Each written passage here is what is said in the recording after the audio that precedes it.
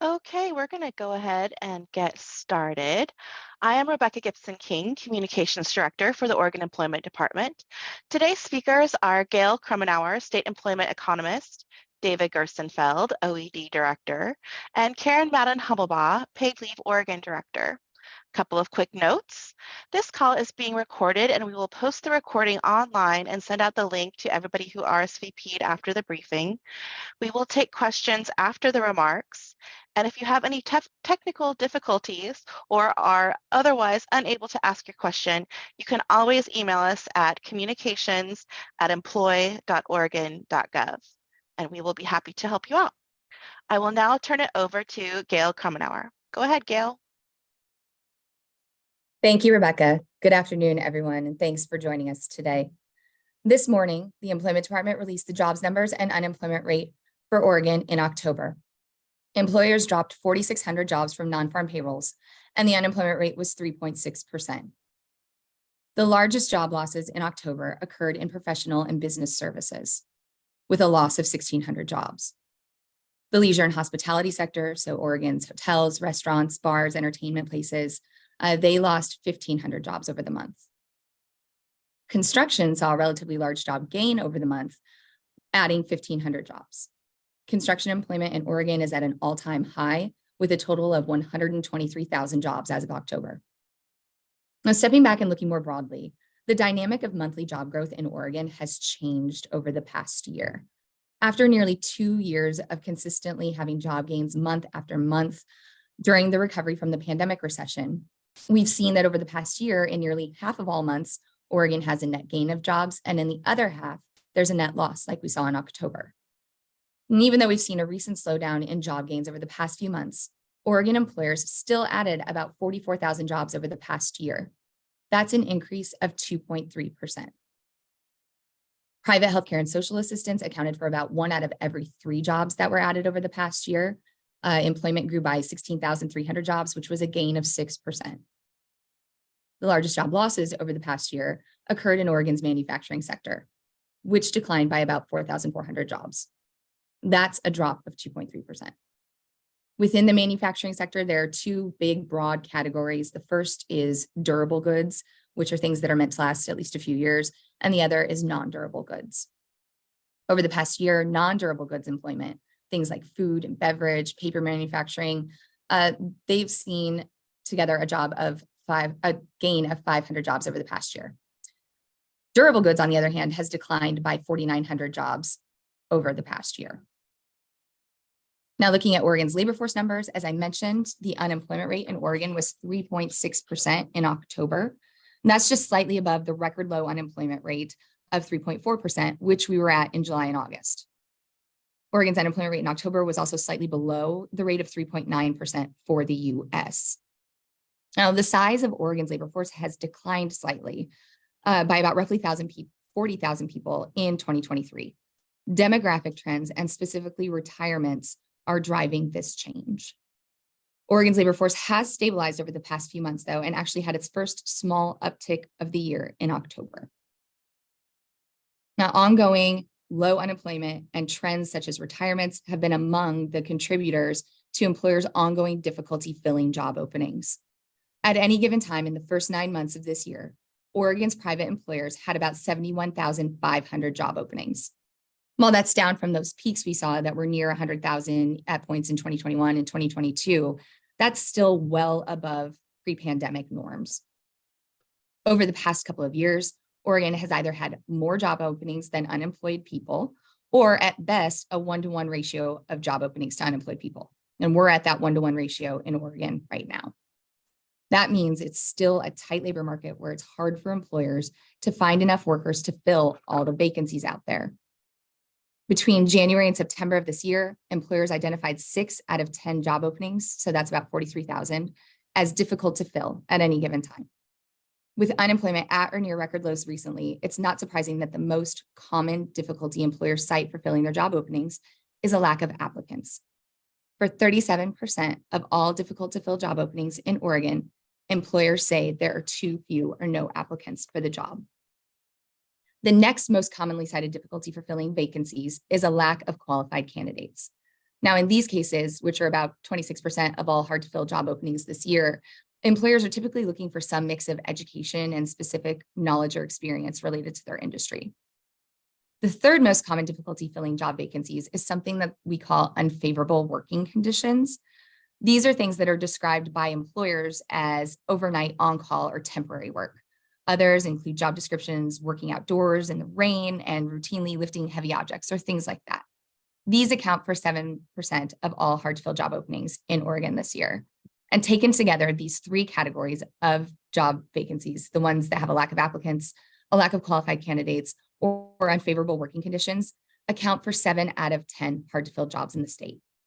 Now, these reasons were also the same top 3 reasons employers cited for difficulty filling their job vacancies in 2019, another time when we were at or near record low unemployment.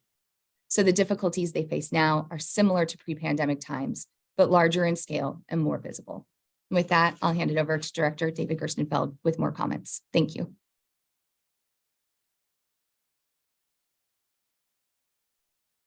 Thank you, Gail, and good afternoon, everyone.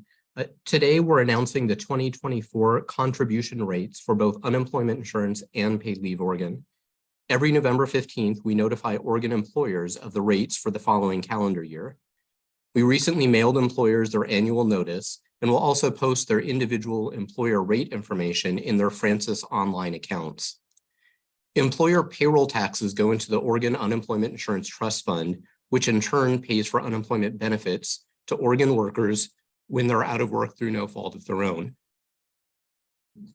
Workers do not pay into this fund or into their unemployment benefits. Oregon's Unemployment Insurance Trust Fund is self-balancing, which has helped it become one of the healthiest in the nation. The Oregon Trust Fund also earns interest, which importantly helps keep employers' tax rates lower. The unemployment insurance payroll tax for new employers will rise slightly in 2024 from the current rate of 2.1% on taxable wages up to $50,900 per employee to a rate of 2.4% in 2024 on up to $52,800 in wages. The primary driver behind this change was wage growth in 2022. The higher wages in 2022 caused higher average weekly benefit payouts in 2023 for unemployment insurance. Higher benefit amounts pushed Oregon into the next tax schedule for 2024. The self-balancing statutory formula almost gets us to Schedule 4, referred to as the equilibrium schedule, where we take in about as much in unemployment taxes as we anticipate paying out in benefits. Oregon's trust fund recovered so well from the pandemic that for several years we've been taking in less in unemployment taxes than we anticipate paying out in benefits, and that will continue in 2024. The paid leave Oregon contribution rate for 2024 will remain the same as it is in 2023, 1% of an employee's wages. This will apply on up to $168,600 in wages. That's the same amount of wages that are subject to Social Security taxes in 2024. And both employers and employees contribute to the Paid Leave Oregon Trust Fund, which in turn pays out paid leave benefits for Oregon workers and assistance grants to small businesses. Of that total contribution rate, 1% in 2024, employees pay 60% of it, and most employers pay the remaining 40%. Speaking of the payroll reports that we receive, I'm proud to share that employers have been successfully using our new modernized system, Francis Online, for just over a year now. Employers and their third-party administrators are adapting well to the modernized system, and we continue to make improvements to adapt that system to employers' evolving needs. Through Francis Online, employers can send us timely, accurate wage reports, which helps us operate the unemployment insurance and paid leave Oregon programs efficiently and effectively. And I want to thank Oregon businesses for all that they do to promote economic stability in Oregon, even during some challenging times. We know employers have faced significant challenges in the past several years, yet they continue to focus on job growth, contributing to both our economy and to our robust workforce. We're very proud to partner with them. And with that, I'm going to turn things over to Karen to share some information about the Paid Leave Oregon program. Thanks, David, and good afternoon, everyone. I'm giving an update today on the latest data for Paid Leave Oregon, and I will also discuss what we are doing to prevent fraud. First, an update on our data, which you can also find on the OED data dashboard on the Oregon Employment Department website by clicking on News and Agency Info. As of November 13th, we have received 29,513 ID verified applications, and we've approved 21,507. That's about 73%. Our average call wait time is at 32 minutes, and we received more than 7,400 calls last week. While these wait times are up a bit from previous weeks, we continue to strive to provide excellent customer service. We've learned that many people are calling about and have on resolving issues that are about their claims, and we continue to look at our internal processes, especially when we're dealing with these more complicated claims. I also want to discuss fraud. As we know, many Oregonians have received letters for paid leave claims that they did not file. Many employers have received notification letters for employees that did not file. I want to be clear with everyone that there has been no breach of data at the Oregon Employment Department or in the Paid Leave Oregon program. Just like any benefits program, unfortunately, people try to commit fraud against the Paid Leave Oregon program. This includes people who are using stolen identities to file fraudulent claims. Paid Leave is actively working to prevent and identify theft claims. We have systems and procedures to stop and prevent fraud, and we update these in order to stay ahead of the people who are trying to commit that fraud. To protect both our customers and the Paid Leave Trust Fund, every single application goes through identity verification. This is an essential part of the fraud prevention and customer protection process. It's really important to note that Francis Online is working. The identity verification system is doing its job. The reason some people are getting letters and notices who did not apply for benefits shows that Francis is working. The system is correctly flagging those and sending the person a letter to verify their identity. When you get this notification, it doesn't mean that OED's system was compromised. It means someone who commits fraud used a person's information that they already had to try and file a claim in that person's name, and that the system caught it and sent an identity verification notice. I know this is frustrating for those whose information has been stolen. We cannot link any one case of identity theft to any specific breach, but we can ensure that we give people an opportunity to confirm if their claim is flagged as being fraudulent in error, and we can give legally required notices to people even as we prevent benefits from being paid on those fraudulent claims. If you have information about fraudulent claims, we want to know about it. The more information you can give us, the more it will help us to investigate. Confidentiality laws keep us from sharing the results of investigations based on the information you provide, but we do appreciate and need your help. Any customer who wants to report fraud can do so through our newly designed and easy to navigate Paid Leave Fraud webpage. The webpage also has some helpful tips on how people can protect themselves from identity theft. With that, I'm going to turn it back to Rebecca for the question and answer portion of the briefing. Thank you. I appreciate that. So just so you guys remember, we're going to answer questions and as you raise your hand. And we are going to ask you to remember to tell us to whom you're addressing your question. If you're joining us by phone, please make sure to hit *6 to unmute yourself. And as always, if you don't get your question answered today, please email us at communications@employee.oregon.gov. So the first person to have a raised hand is Mike Rogaway. Hey, Mike. Hi, everyone. Quick question, I think, for Gail. Gail, you mentioned how tight the labor market still is. What does and you'd also mentioned the loss of retail jobs last month. Do you have a sense of how many of those lost retail jobs are a result of employers not hiring because they don't need the jobs or laying people off, and how much of it is because they can't hire people, they can't get people they need to fill open positions? Hi, Mike. That's a great question. And I do wish that I had some sort of code that they could write in every month to tell us exactly why they have fewer jobs. We have seen in the data that we do get from employers where they can give us comments in the job vacancy survey that even though retail trade has declined over the past year in terms of its number of jobs, hiring demand has remained relatively strong. So in the first 9 months of the year, we've seen that they had an average of 7,200 job vacancies with an average starting wage of about $21 per hour. That's compared to an average starting wage overall of $25 an hour for all vacancies so far this year. So they are still trying to hire, and it does beg the question as to whether or not if there were more workers available to hire, would they? Thank you.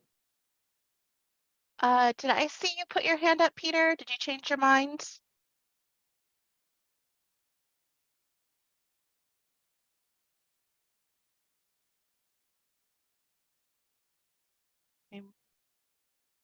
And did you have a follow-up question, Mike?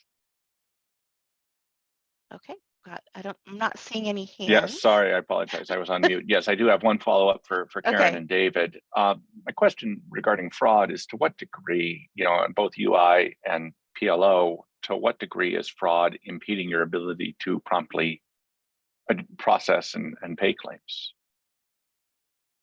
So Mike, I can give kind of a general answer, and Karen, certainly welcome you to add in with any more detail on the paid leave. And unfortunately, I'm not going to give you any concrete numbers because, as we've said in the past, we really are very cautious about sharing anything that the people committing fraud can use to know what we've identified and how we're identifying it, because that just puts those funds at risk. Your question is a good one, though, Mike, and certainly when those fraudulent claims come in, it does create workload for us. So people are receiving notices. Part of our workload is making sure that they do look fraudulent and making sure that people have a way to verify if it really is a legitimate claim. So we can't quantify kind of how many days worth of work it adds to the average processing, but I can say that it's a significant effort that many teams in our agency work on to try to do that, to try to quickly identify the potentially fraudulent claims, to respond to people whose identities were previously stolen who are now realizing it, and to make sure that real people filing claims are able to quickly get their benefit. So it does have a very tangible impact. It's hard to quantify how much, but it is a significant workload for many parts of the agency in both UI and paid leave. Thank you. Okay, up next is Diane Lugo with the Statesman.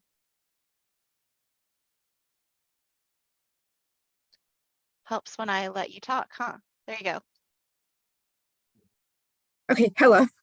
Yeah, Diane with the Statesman here. I think you might have touched on that you won't be sharing these, but I figured I would ask whether you wouldn't mind sharing how many letters have been sent re the fraud. If not, I have a follow-up question that's different. Yeah, we really can't share that information because it puts our ability to combat the fraud at risk. So I'm sorry that we can't share more publicly. It is a significant number of letters, but we don't want to give any information that helps people know how we're identifying and stopping the fraud from stealing money. Thank you. And if you don't mind, my second question was you mentioned the number of approved applicants, Karen, and I was just kind of any indication on why it's at 73% or like kind of the main reasons why someone might not get an approval, for example, anything else that you could share for people who are looking to apply.